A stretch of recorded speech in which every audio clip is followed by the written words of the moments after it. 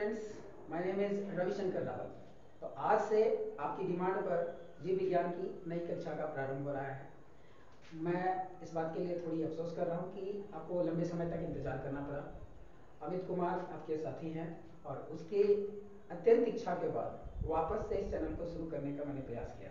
इसमें आप सभी लोगों की बढ़ चढ़ के हिस्सेदारी की आवश्यकता है। निश्चित तौर पे जो आप सब्जेक्ट यहाँ पढ़ेंगे सब सीखो रावत सर के चैनल में, वो एक्सट्रीम लेवल का होगा। कहने का मतलब है कि ये आप जो अब तक अनुभव किए हैं पढ़ाई को थोड़ी हटके होगी। अभी तो व्हाइट बोर्ड पे शुरू हो रही है पढ़ाई, आगे चल के ये जो पढ़ाई होगी नो डाउट डिजिटल बोर्ड पे होगी। सारा कुछ जो आपको होगा बेस्ट लेवल की प्रोवाइड की जाएगी। हमारा जो एक ग्रुप बनेगा व्हाट्सएप ग्रुप, उस पर आपको नोट्स भी दे दिया जाएगा, बहुत ही अच्छे ढंग से प्रस्तुत किया गया जिससे आप याद कर सकें। तो उम्मीद करता हूँ कि आज की लेक्चर आपको पसंद आई। तो आज से हम लोग, जैसा कि हमने थंबनेल में देखा, आप लोगों को जीव विज्ञान की पहली चैप्टर जो है कोशिका। वैसे मैं एक बात बता दूं कि थोड़ी सी समस्या हो सकती है इंग्लिश की, मुझे हैबिट है इंग्लिश में पढ़ाने की, तो मैं पूरी कोशिश करूंगा कि उसे कम करूं। पर कुछ शब्द ऐसे हैं विज्ञान में, खासकर जीव विज्ञान में, जिसे कि इंग्लिश में जानना अत्यंत आवश्यक है। तो मैं कोशिश करूंगा कि आपको आपकी भाषा में अच्छी तरीके से प्रस्तुति दे सकूं, आपको समझा सकूं। तो आज से शुरू करेंगे जीव विज्ञान की पहली जो आपकी चैप्टर है कोशिका, जिसे सेल भी कहते हैं, उसको समझने की, उसको जानने की। और यहाँ सिर्फ समझेंगे नहीं, जानेंगे नहीं, दिल में इसको आत्मसात कर लेंगे। यानी कि आप जो 10th में लिखेंगे रटी रटाई नहीं होगी, अभी से आपकी फाउंडेशन एकदम स्ट्रांग होगी। तो अच्छी बात है कि आप 9th में से शुरू कर रहे हैं। So let's start our chapter. अपने कोशिका चैप्टर का नाम है कोशिका। कोशिका जीवन की आधारभूत इकाई भी कहते हैं इसको। और इस कोशिका को इंग्लिश में सेल कहा जाता है। क्या कहते हैं? CELL, cell. अब सेल नाम कैसे पड़ा ये भी जानना होगा। तो हम बात करेंगे इसके इतिहास से कि जीव विज्ञान में सेल क्या है और ये कोशिका क्या है, कहां से आया, क्यों पढ़ना शुरू कर रहे हैं। तो इतिहास में मैं आपको एक व्यक्ति के पास ले चलूं, उनका नाम था रॉबर्ट हुक।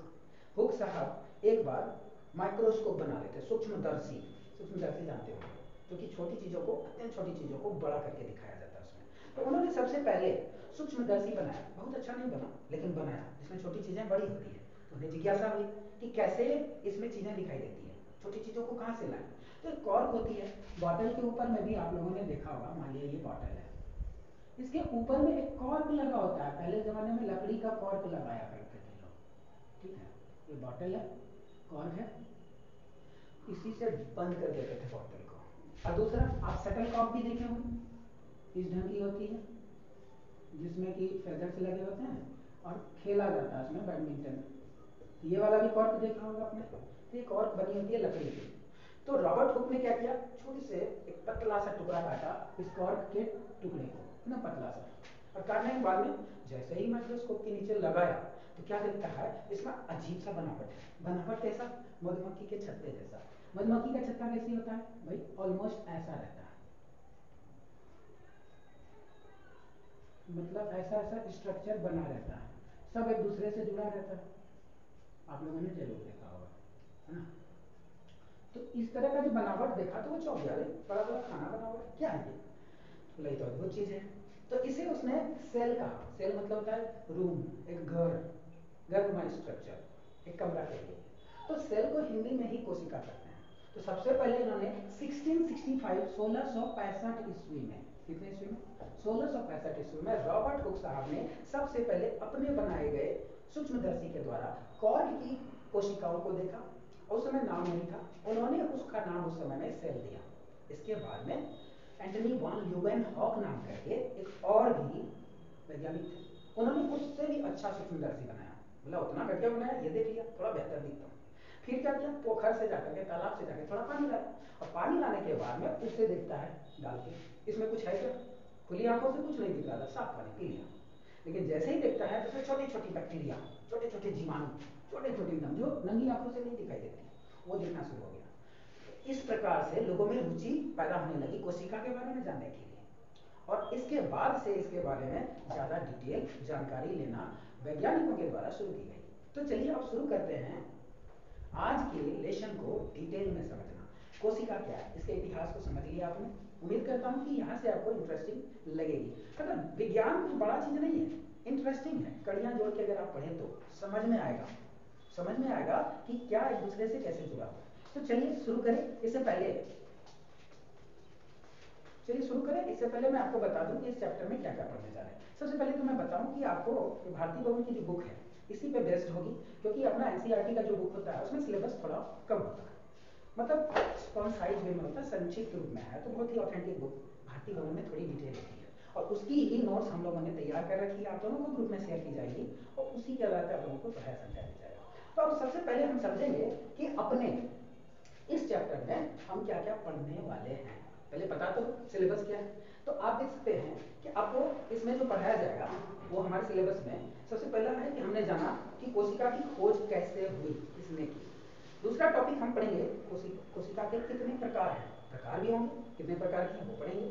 तीसरी बात पढ़ेंगे एक कोशिकीय और बहुकोशिकीय कोशिका के बारे में, यानी unicellular cell and multicellular cell के बारे में, प्रोकैरियोटिक और यूकैरियोटिक अगला चैप्टर होगा। इसके बाद में पौधों की अलग कोशिकाएं होती है, जंतुओं की अलग होती है, तो पादप और जंतु कोशिका पढ़ेंगे। इसके बाद जो पढ़ेंगे वो कोशिका का आकार कैसा होगा, क्या गोल है, क्या चौकोर है, क्या बहुभुज आकार का है, लंबा है, चौड़ा इत्यादि।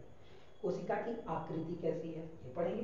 फिर इसके बाद हम कोशिका के अंदर जो चीजें हैं जैसे कि कोशिका झिल्ली, कोशिका भित्ति, उसके अलावा हम पढ़ेंगे केंद्रक, कोशिका द्रव्य, अंतःप्रद्रव्य जालिका जिसको एंडोप्लाज्मिक रेटिकुलम भी कहा जाता है। फिर गोल्जी काय पढ़ेंगे, माइटोकॉन्ड्रिया के बारे में जानेंगे, राइबोसोम क्या है, और फिर प्लास्टिड एंड लाइसोसोम। ये सारे चैप्टर्स हैं, ये सारे टॉपिक हैं, ये सारे टॉपिक हैं जिसे इस चैप्टर में, पहले वाले चैप्टर में हम एक एक करके बारीकी से डिटेल से पढ़ेंगे समझेंगे।